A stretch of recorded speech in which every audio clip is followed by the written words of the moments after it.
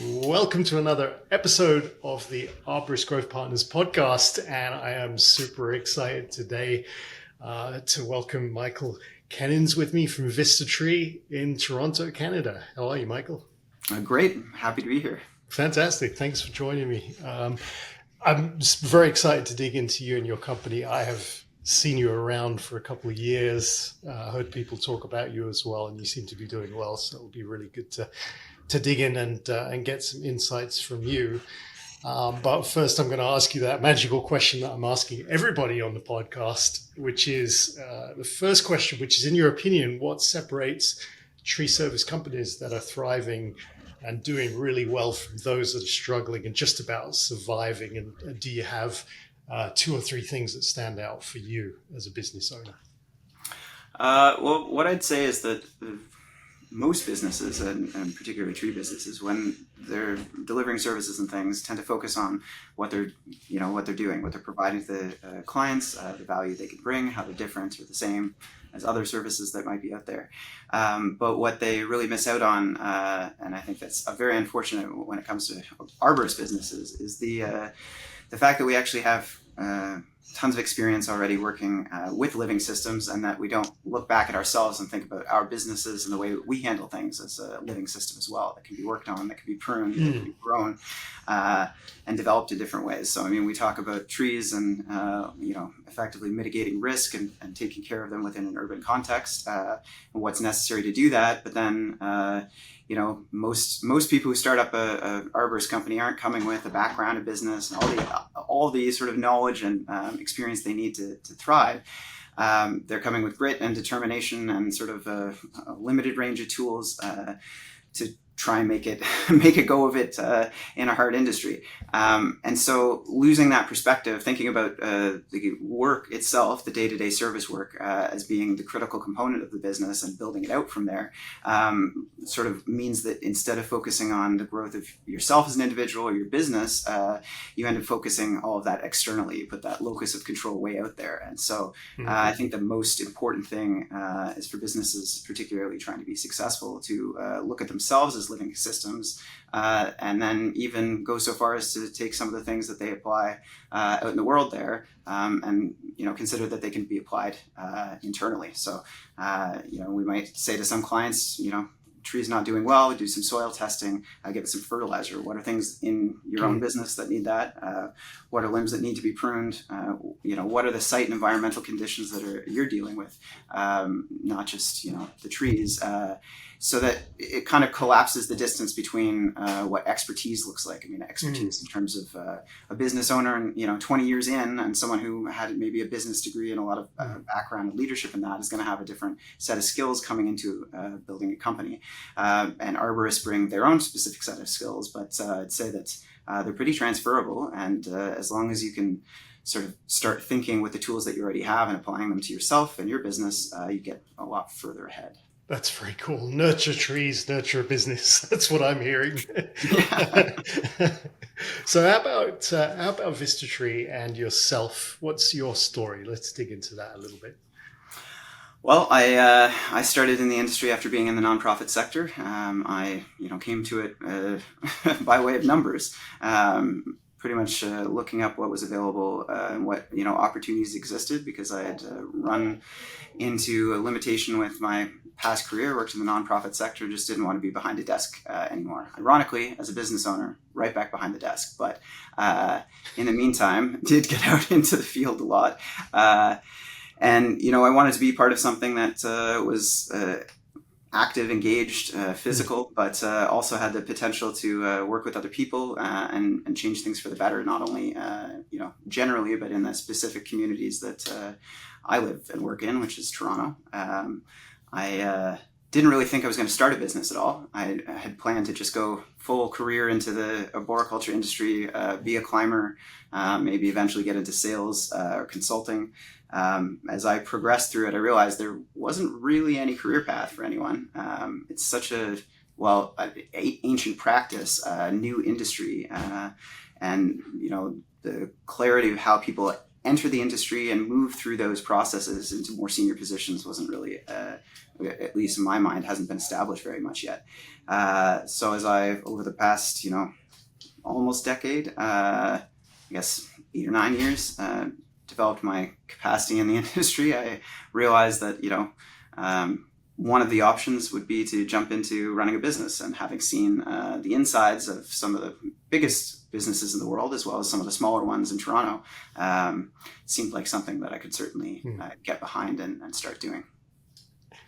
That must have been a scary prospect. So I've got a couple of questions just going back on what you said there. You said you had looked at the numbers. So before your career choice, you were analyzing things that you could do, and you landed on this one.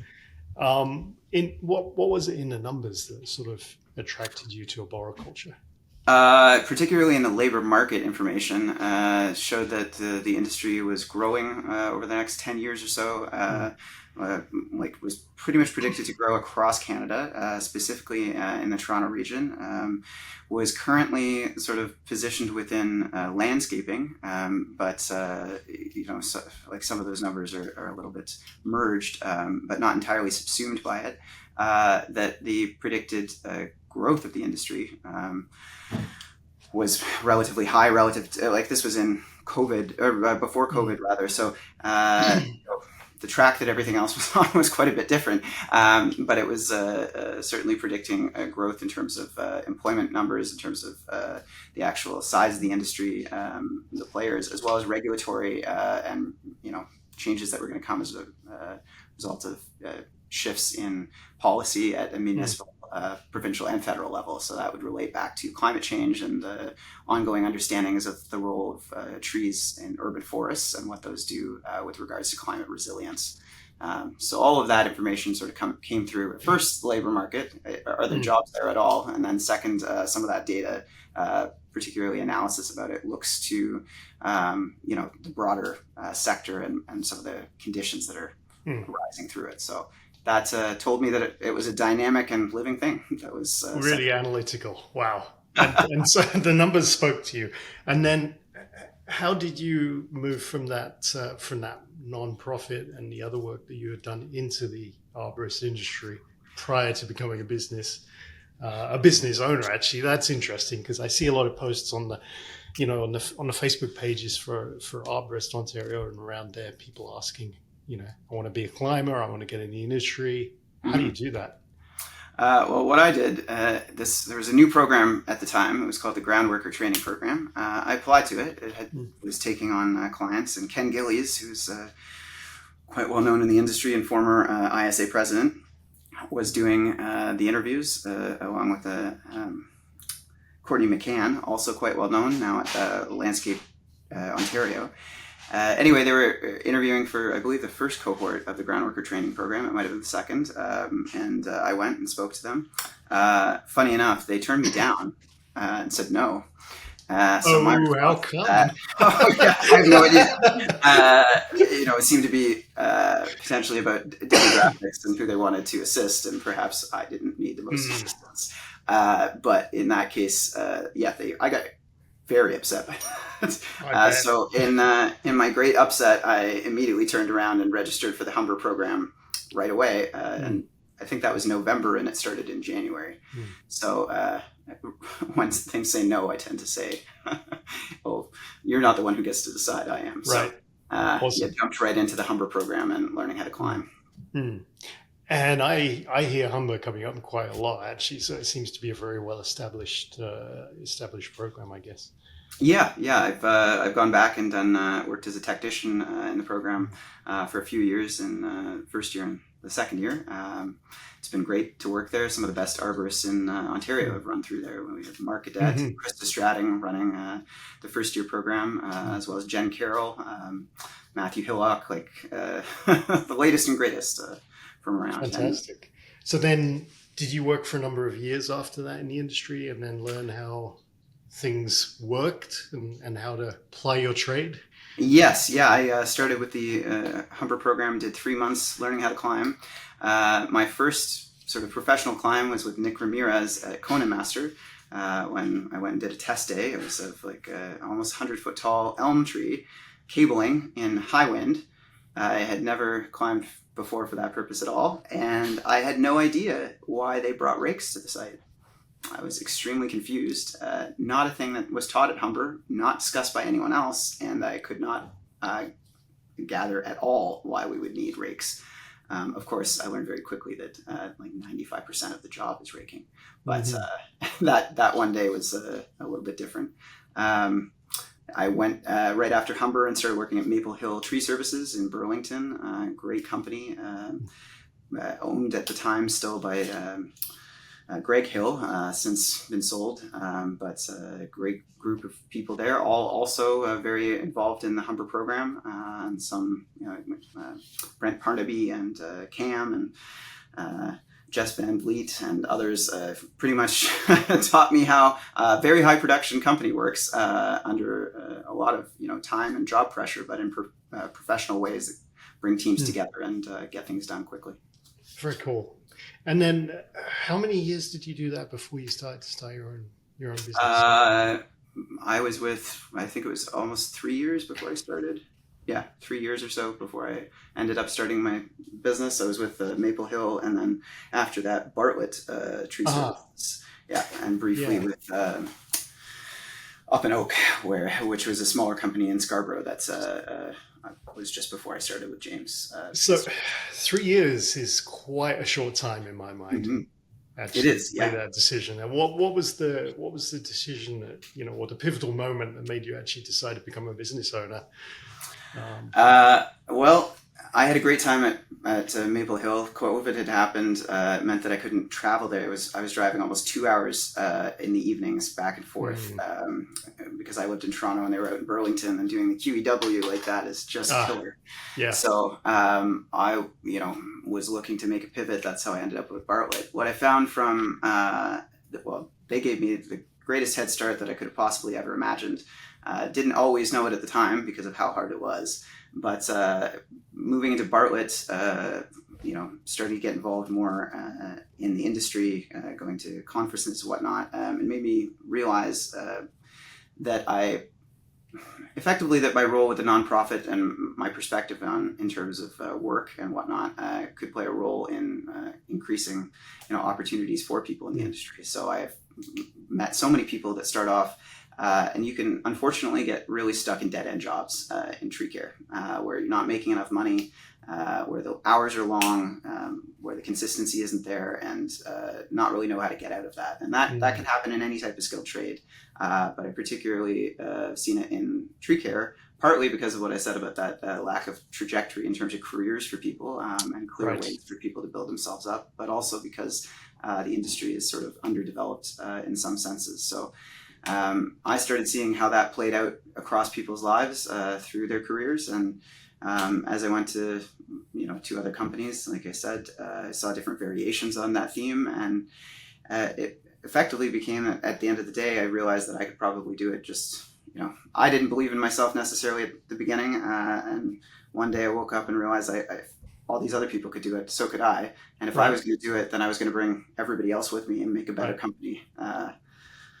On top of that, it sounds like you have the entrepreneurial character. Somebody says to you, "No, you can't do it."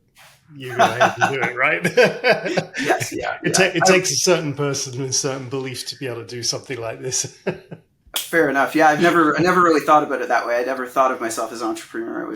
I definitely got there and sort of felt like, oh well, this is the only natural step to take now. Yeah. But I clearly walked myself down that path before that end step. So.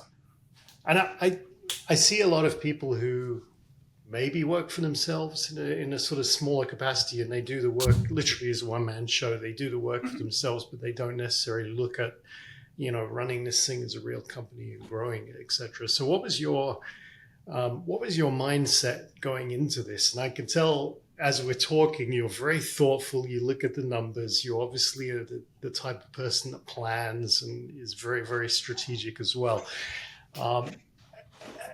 And I guess you have to be that kind of person to make something succeed. But as you started, I mean, it must have been a little bit terrifying. How did it go from when, the day you woke up saying, I'm going to start a company until now?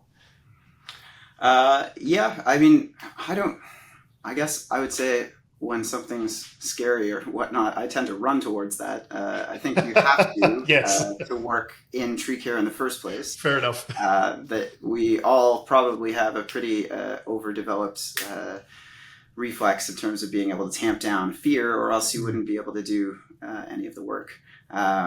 So from that perspective, I didn't really think about it from a fear aspect. What I was looking at was more like what was missing, what was the gap in the industry that we could actually fill, and how would we fill that? And so we're not most tree companies are called tree care or tree services. We called ourselves tree management, in part to emphasize the relationship and development of relationship with clients with trees, and the community aspect of tree care. I mean, effectively, we're doing home services, working with people on their homes to keep themselves safe, to keep their kids safe, to make their places beautiful. And then when it comes to trees, how we protect and don't protect them has a direct, like, street by street impact on the sort of success and experience of the city, right? From a climate change perspective, if we look at things like urban heat islands, our work as arborists directly impacts what people's lives are like on a day-to-day basis. So managing trees in that sense was sort of our vision for it. And creating the company was a vehicle to achieve that. Then we had to look at who we wanted to be a part of that. And the answer was we wanted to give opportunities, particularly for people to live and work where they live, and be able to afford a ridiculously expensive city without, having the stress and the difficulties that I've found many people do when they get into particularly hourly work and are working for a wage in that way. So we set that as sort of a key vision and cornerstone of the company from the get-go, that we wanted to incorporate and involve people from all backgrounds and life experiences, give them an opportunity to grow in the industries. Some people come to this industry with no education. They might not have finished high school, and often no opportunities. They might have stumbled into it. It might be that they, don't have or feel like they don't have the skills to do other more digitally inclined jobs. So I've met many people who have, learning disabilities or like non-traditional backgrounds, and they come here and they find work that is meaningful, that hopefully pays them well enough that they can live and build a career, and that contributes to our society and their lives. So we wanted to create an opportunity for that, but really put that front and center early on, which is why we started off with the trucks being branded right away with uniforms, with systems to manage people. And we became the first living wage certified employer in Ontario for arboriculture as part of that commitment to our staff. So you're, from what I hear, you're raising the bar big time on. That's all you're trying to do on arboriculture, looking after the community with the tree management, as well as looking after the employees and making sure people can feed their families. Yes, that's what your plan is. Because I have come across a few shady people who maybe don't have that kind of ethic in the tree care industry. Do you think running a business this way, in the industry is it kind of a different way of running a business, or are there a lot of businesses that run with the same kind of ethics as you do? I haven't really met anybody so far who actually lives it sort of as a starting point. That it is not a tack-on thing. It is something that I deeply experience as important, and wouldn't want to cut out from our company. And that has meant that, when you're paying your employees better, you definitely, I often have made less than my employees week to week because I'm on a salary and fix it that way.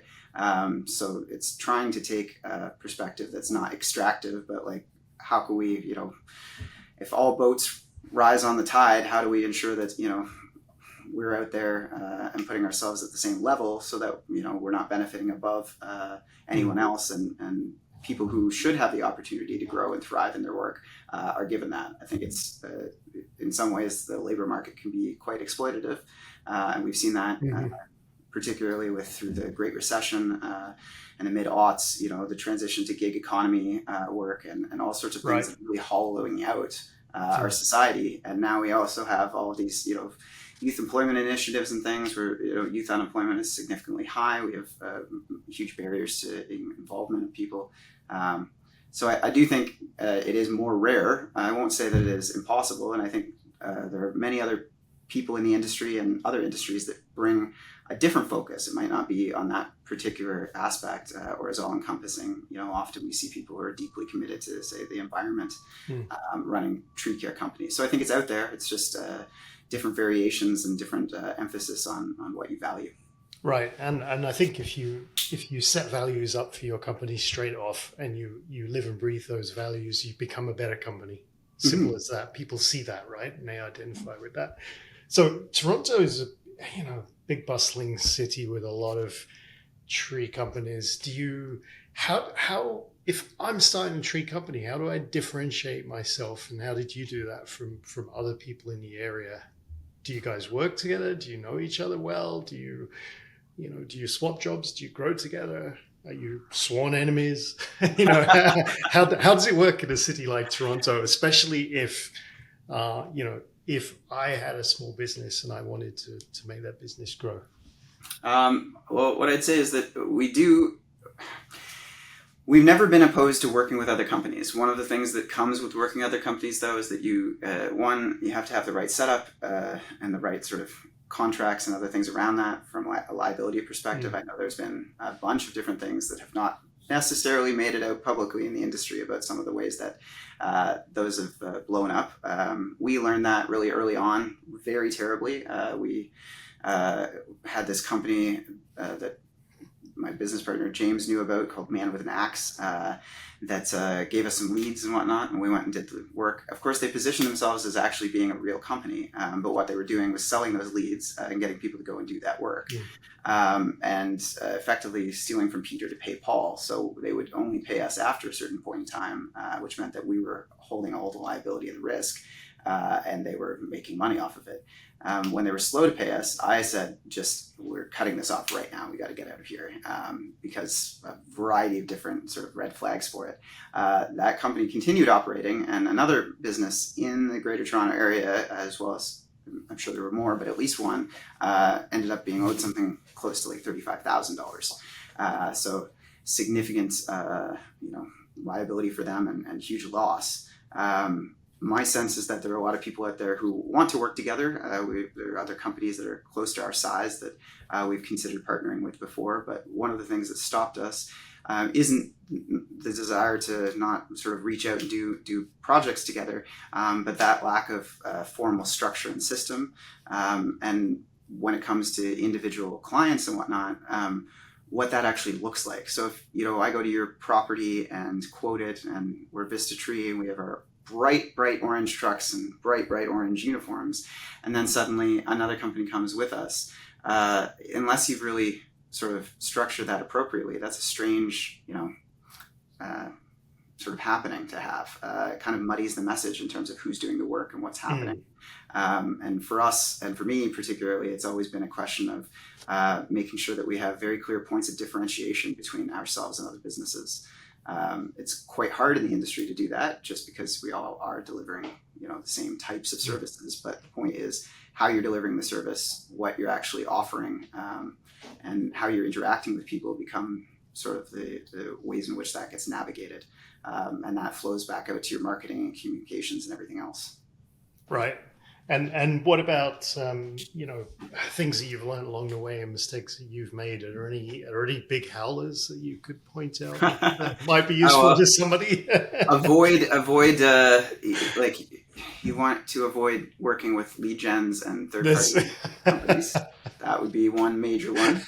But there are a lot out there. There's tons and tons of people out there trying to sell lists of things, trying to sell connections. Problem with those, of course, and I would say Homestars, I think of as one of the most evil things on the face of the planet, in terms of hollowing out the industry and creating a middleman market that makes it harder for people to differentiate themselves from each other. Avoiding that sort of lead gen aspect, and that doesn't mean avoiding advertising. Advertising is good, but advertising, I think I've said it's a quote from somewhere else, but is the tax you pay for being unremarkable. When you go out and you build through pay-per-click and whatever, that is money that you just keep having to pour out. So you really need to develop and establish your own voice, not only online, but in the community and in your brand. Because there's nothing to build on without that. Otherwise, you are indistinguishable from everybody else, and it's very easy for that to go away and disappear one day. So that would be one thing I'd say in terms of advice. In terms of mistakes, getting locked into what you think tree work looks like based on what you've come from before. So, of course, we have the 2 to 3 person up to maybe 4 person crew model of going out with a truck and a chipper and exactly what it's supposed to be like at every single company. I think, it's one thing to learn that model. It's another thing to say that model is actually the right one for you.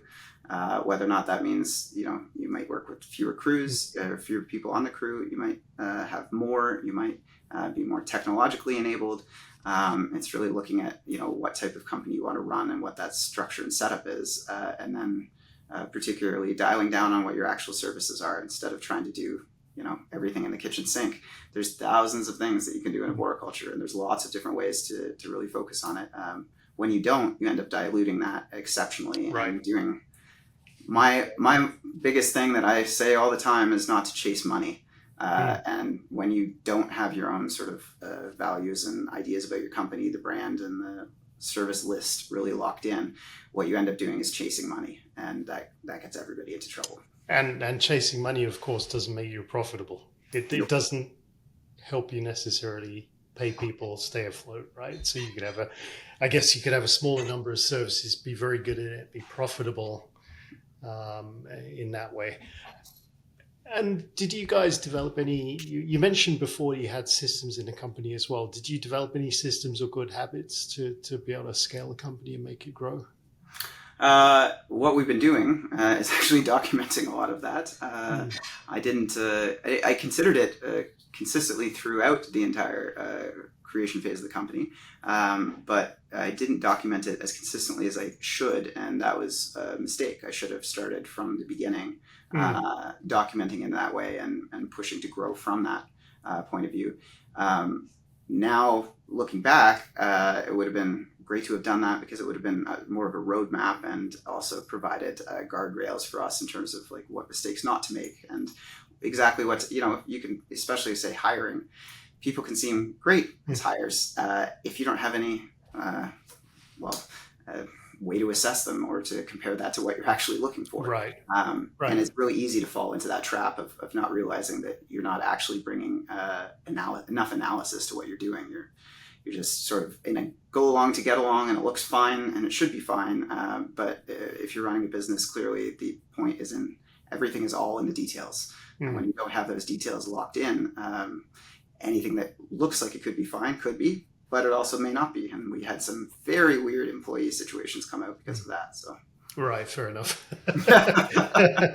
I think as you grow, you need almost SOPs in place, even for a tree care company, right? Yes, or a tree management company. Yes.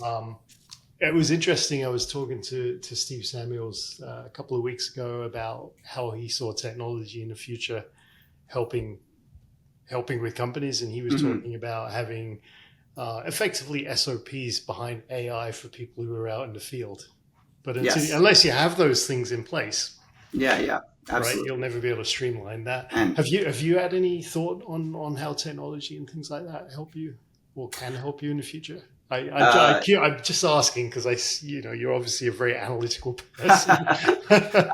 Actually, that AI SOP thing is quite interesting. There is something called Gemba Docs that allows some versions of SOPs to be made on the fly, but one of the things that I've been kind of tracking is the gaps between the formal education systems that we have, like Humber, Fleming, and other ones in Ontario, and I mean globally, as well as the formal certification systems, ISA and apprenticeship, and then what the actual on-the-job reality of employees is on a day-to-day basis in terms of learning with that.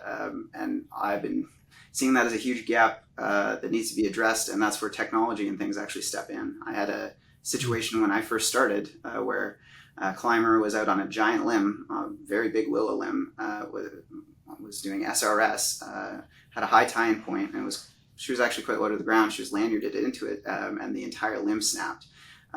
So pulled her down and trapped her on it. Brent, I was at Maple Hill at the time, had to bring a bucket truck around, lift up the limb. During that, he asked me to put a porta wrap on the tree, and I had finished Humber, but I had very little experience in the field, and he said, all right, put this on the tree. And of course, it was such a large trunk, I had to do a timber hitch, and those are directional. So I did the timber hitch, but I couldn't remember if I had done the directionality correctly. And it was actually potentially a life or death scenario. Being able to answer that question. What I needed was to be able to very quickly look at and get that answer.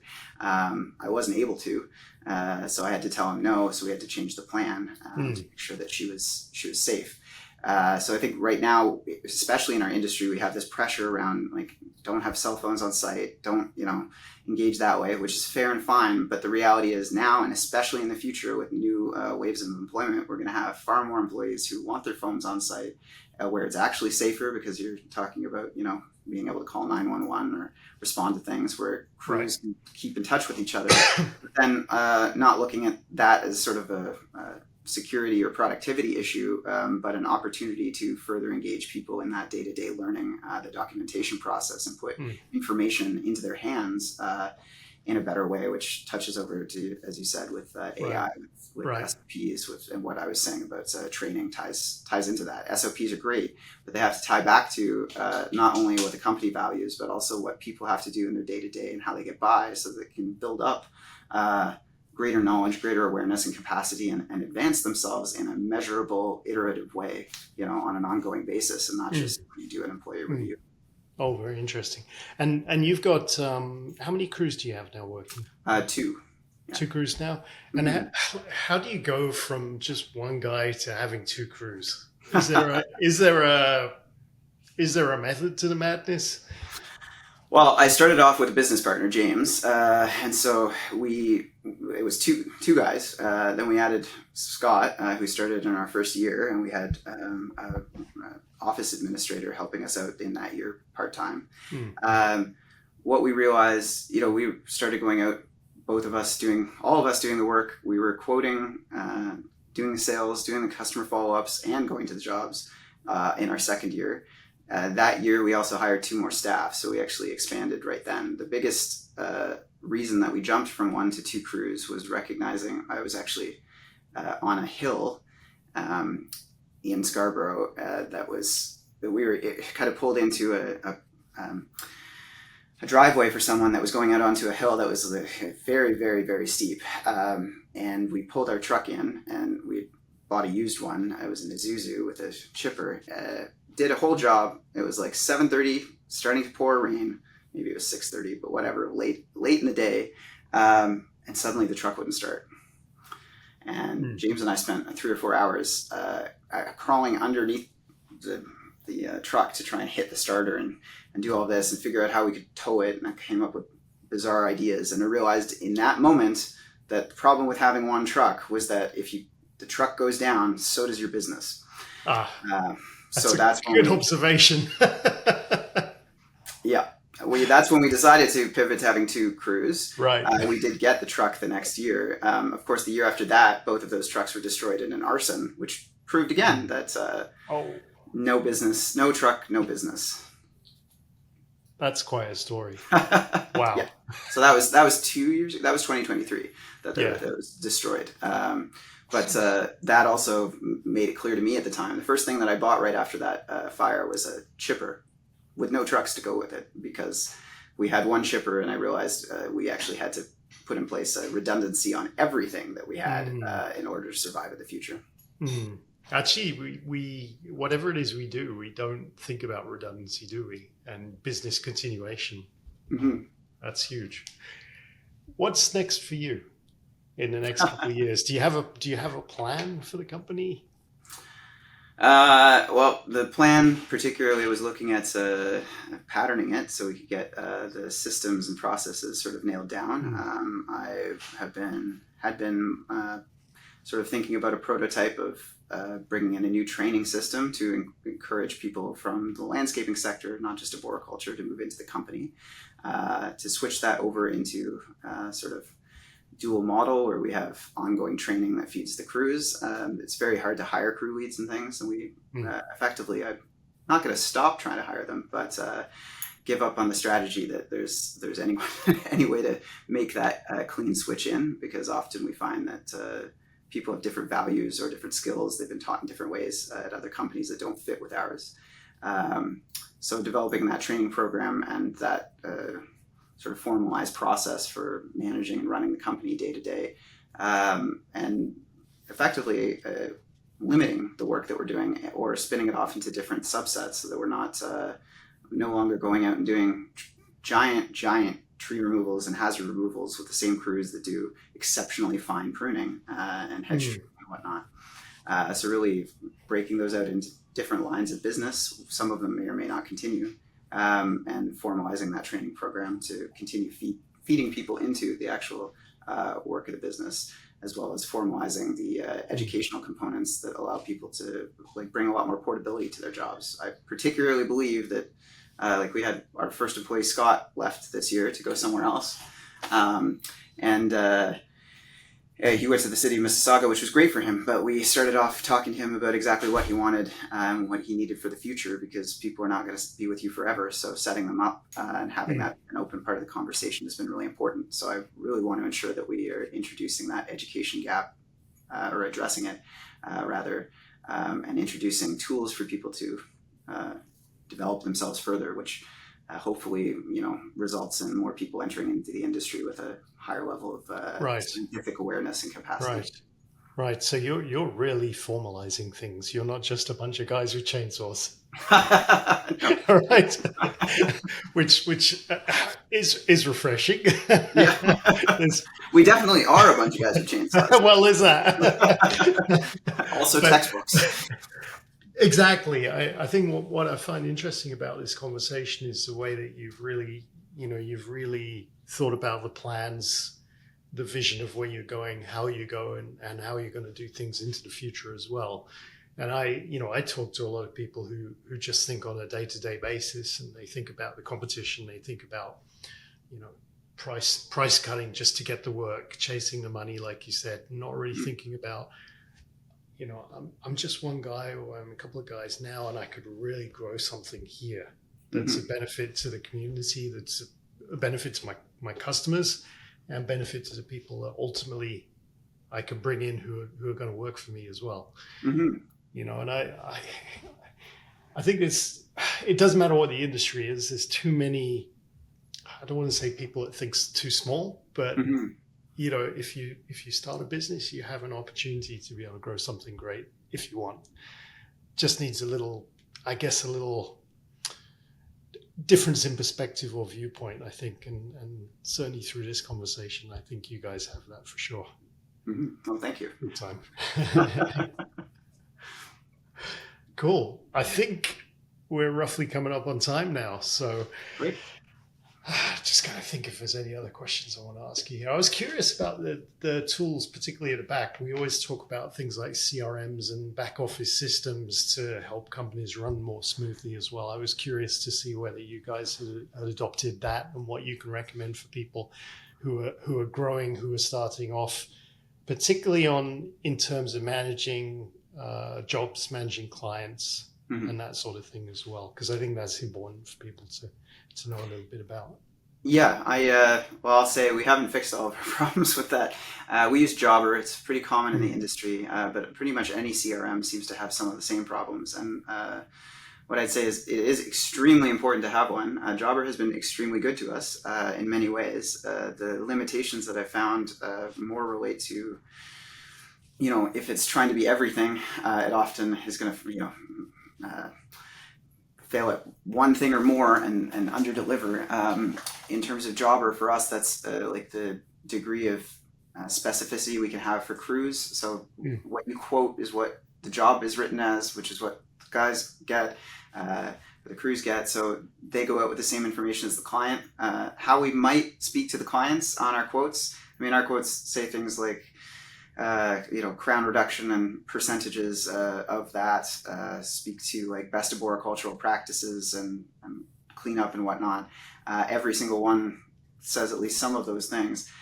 We have some templates for that, but what it limits is the ability to be as specific using a client facing voice and then the specific directions to the crew. Right.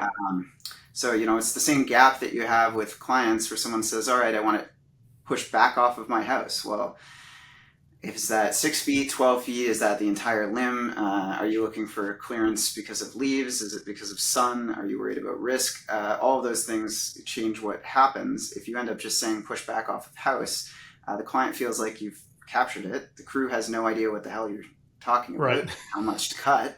And then there's the difference between standing on the ground looking up and something looks like it's very close to the house, and then you're up in the tree and you realize you've got a 15-meter diagonal gap. It just appears to look close to the house and those things. So those types of situations come up all the time with pruning and the rest, how jobs will be run, what will be done with them.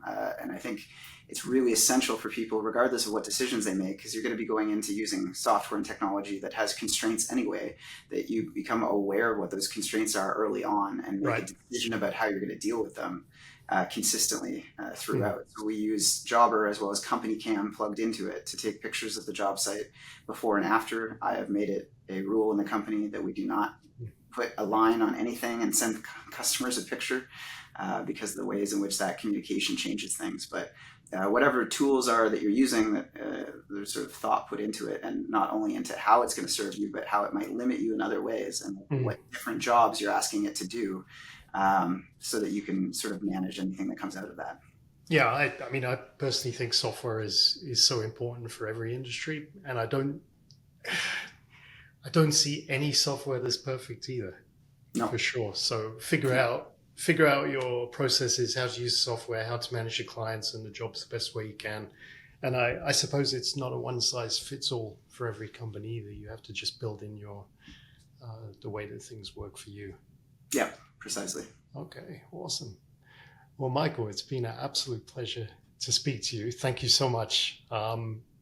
You're a very thoughtful, smart, intelligent person. It's been awesome to hear your thoughts there and also see what you guys are doing as well. I'd love to talk to you again in the future as well, for sure. My pleasure. It was a fabulous conversation. Do you want to give us a little bit about you and your company, where you're based and how people can reach out to you and find you? Yeah. We're located in Toronto, Ontario, Canada. Our website is VistaTree.ca. You can find us VistaTree Management through Google and Instagram, Facebook, all the usual suspects there. And yeah, I'm always excited to hear from people. I do occasionally hear from other arborists around the globe, but certainly across Canada and the US. I'm always excited to hear from company owners and other people with questions. Great, and I'll make sure we have your information on the show notes as well.